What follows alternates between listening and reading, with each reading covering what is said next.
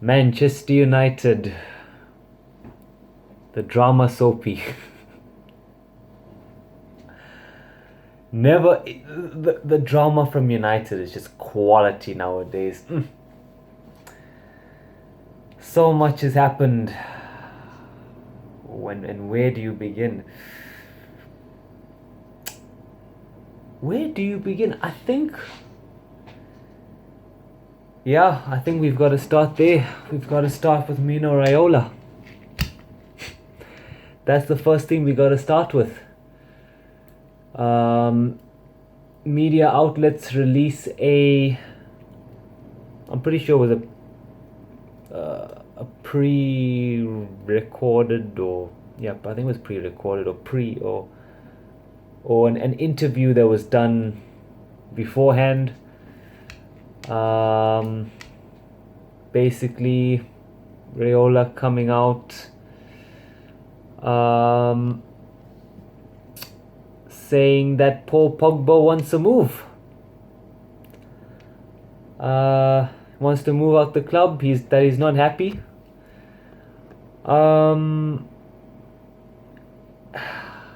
And then Raiola does what Raiola does. He absolutely slates Ollie. Slates the club.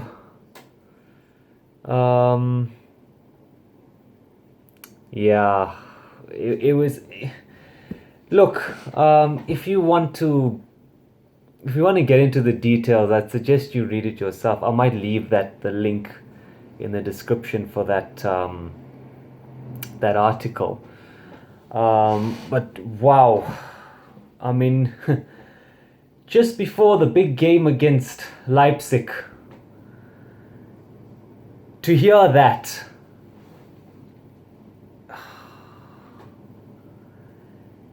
it just goes to show how much of a shambles Manchester United, as well as the media and the people associated with Manchester United, is.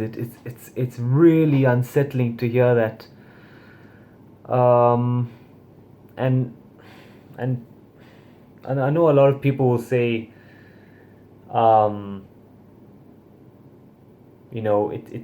this is not on Pogba. Raiola is the one who said all these things, but Pogba didn't refute this, and agents speak on behalf of their players. So, it looks like Pogba's gonna move, and I mean, look, it's after those kinds of comments, it's really heartbreaking as a fan. I like Paul Pogba. I know he was very inconsistent in his career, but to hear that it's disappointing. Anyway, when we get to the Leipzig game, not really going to dwell on that game because oh my god, it was horrible. Ole Gunnar Solskjaer exposed himself completely. My man played a back seven. If you don't know what a back seven is, neither did I. Don't worry, neither did I until I saw what happened. A back seven of Telles, Luke Shaw, Maguire, Lindelof, Wan-Bissaka, McTominay, and Matic. And when we talk about, and when I say like Harry Maguire and Victor Lindelof, they're like they get bubble wrapped, like they get protected because they're like bags of cement in defense. Literally, picture like a Clash of Clans fortress, like De Gea behind, Wan-Bissaka on the right, Luke Shaw on the left, and then McTominay and Mata in front of them. Just like this big Clash of Clans fucking fortress around them. If you'd call it a fortress, because we went 2-0 down in the first 15 minutes. How do you play? How does one play 7 defenders and go 2-0 down in the first 15 minutes? Oh my god. I mean, it wasn't even the defend. I mean, you could criticize the back seven, but even the defending itself, when Bissaka doesn't mark the back post, because he's constantly being, sucked in towards Harry Maguire and Victor Lindelof because they need to be protected from like the ball over the top because they're so slow. and all over YouTube I'm seeing Harry the Hoover, Victor the Vacuum. But it's true, they're literally magnets. Like the wing the fullbacks all get attracted to Maguire and Lindelof, and the full Leipzig's fullbacks had so much space, and they exploited it, and we went 2-0 down in the first quarter of an hour. Wow. Yeah, at that point the game was, I'd say at that point the game was pretty much lost, because we all recognized that the system needed to be changed. Substitutions need to be made, but no, Ollie's a different kind of genius. Ollie's like, nah, we've come back from this before. We've come back against Southampton and West Ham, who were Leipzig Champions League semi-finalists.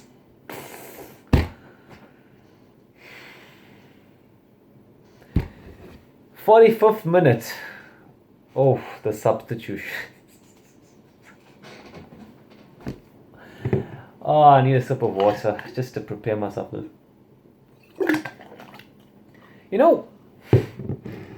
you're 2-0 down and you're trying to get back into a game, and you have two left backs in Telles and Luke Shaw on the pitch, it's always a good idea to keep your attacking left back on. So and also you want to keep the left back that's been playing regularly on. Like Luke Shaw hasn't played a month prior. So a smart person would take Luke Shaw off and bring in, who did he bring on?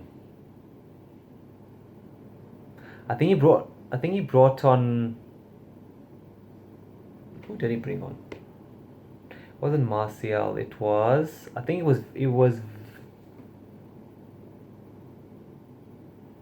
who did he bring on? Was it Van der Beek? No, it wasn't Van der Beek. I think he brought on, I can't remember. He takes off Telles. My man took off an attacking fullback. He substituted Telles off.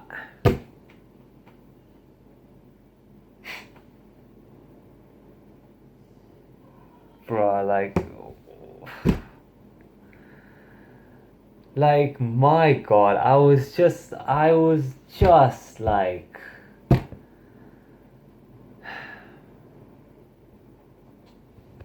I think he might have brought on Martial, but I'm not sure. I can't remember. It's a game I want to forget, honestly. Yeah, we changed the shape. We got at them a little bit. And then he brings off Luke Shaw anyway. My man took off Telles. I'm pretty sure he brought on Martial, but anyway, I forgot. He ends up leaving Luke Shaw and then taking him off anyway for Brandon fucking Williams. Again, Ollie's a different type of genius. What do I know, But I think the one thing that just pissed myself and a lot of United fans off, he actually had the nerve to bring on Pogba after the comments or the drama. He brought him on, and it was just,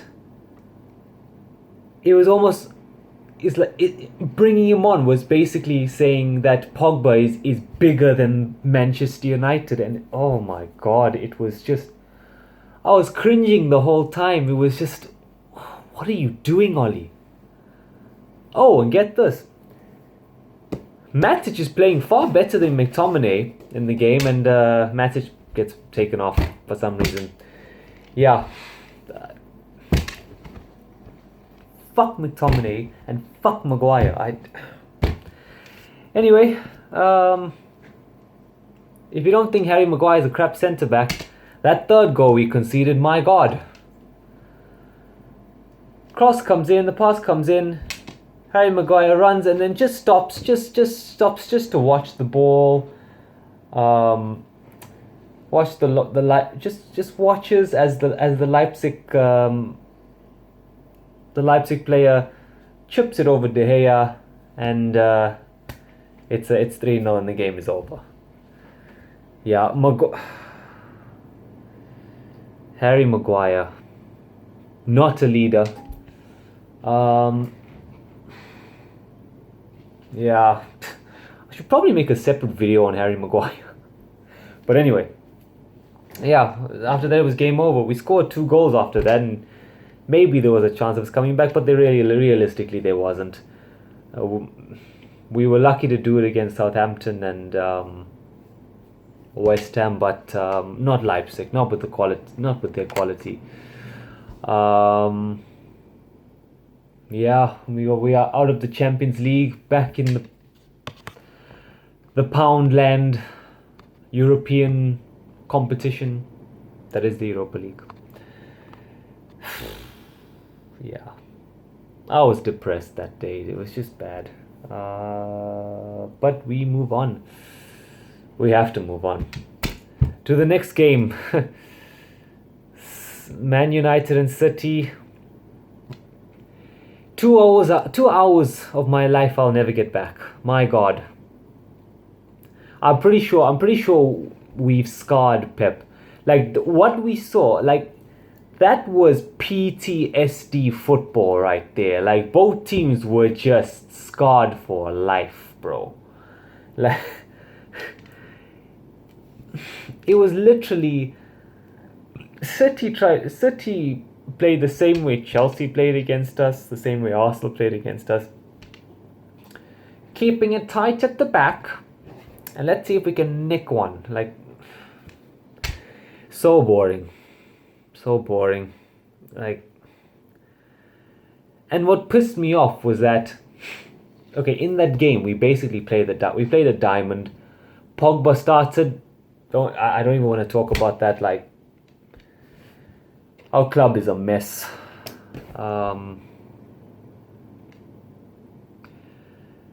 Yeah.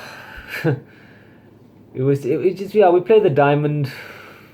I'm pretty sure, I think it was McTominay, Fred, Pogba, Bruno in the diamond, and Harry the Hoover, Victor the Vacuum, usual. Yeah, 0-0 draw. Not much to say about that game. Not much to talk about it, but yeah, our club's a mess, and Ollie's not making it any easier to back him, because he comes out and says something along the lines of, this was our best performance, or something like that. Like, this was our best. This is the best performance I've seen from the and I was just in awe. Like, my god, how the expectations of one of the biggest clubs in the world, how the standards have dropped so low. And you know, when it comes to Man United and you try to decipher what the real problem is, obviously it's the Glazers, but right now it seems like everything is the problem. You know, we have a captain that shouldn't be captain. We have some players that aren't good enough. McTominay. Lindelof. Better. Why? Yeah. We have players that should be playing on the bench. And the bench. We have players that slate the club and get away with it. Pogba the snake. Mess. And then you have Ollie, who is... He's a tinker man. He tinkers with the formations and the players. He keeps rotating. He doesn't have a starting 11. He's really lowered the standards of this club. Like, Woodward must be loving this, what he's doing. I mean, Solskjaer is destroying the standards of this club himself. Woodward doesn't even have to try. And then Woodward, who never backs his managers, never gets the players that we want, never has a plan. Panic buys on the last day of the transfer window, every single transfer window. And then comes out on a fan forum. I want to know who's on this fan forum. Comes out and says, we're really happy with our transfer window. We're making good progress. We're building for the future. Yeah, mate, the future was 2 years ago. We're not any better.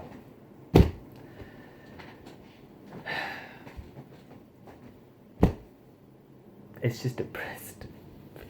Woodward, man, I swear to God. He looks like the clown from It. He looks like Pennywise. That should just tell you everything. And last but not least, the top of this mess, and they are the top of this mess, the Glazers. And well done to the Glazers. Well done. You have fucked this club up. Well done. I hope you are happy. Because wow. Fair play. You guys have made it in life. And you have screwed us in the process.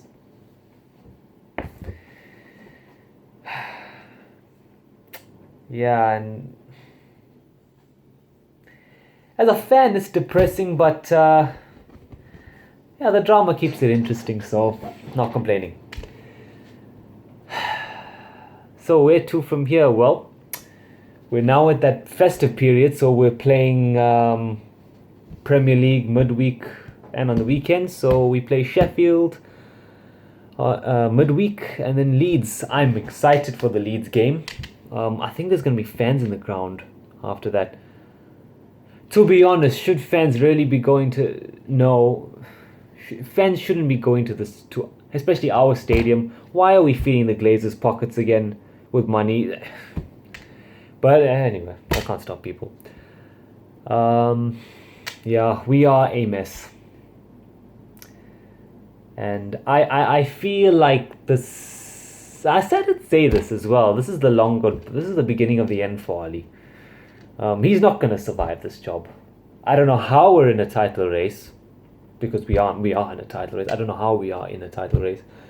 Tottenham and Liverpool drew. Chelsea lost. Arsenal and Leicester are playing at the moment.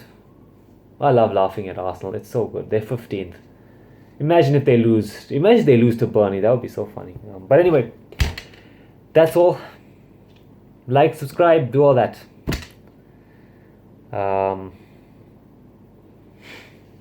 We march on. Very crippled. As a crippled United fan base, but we march on.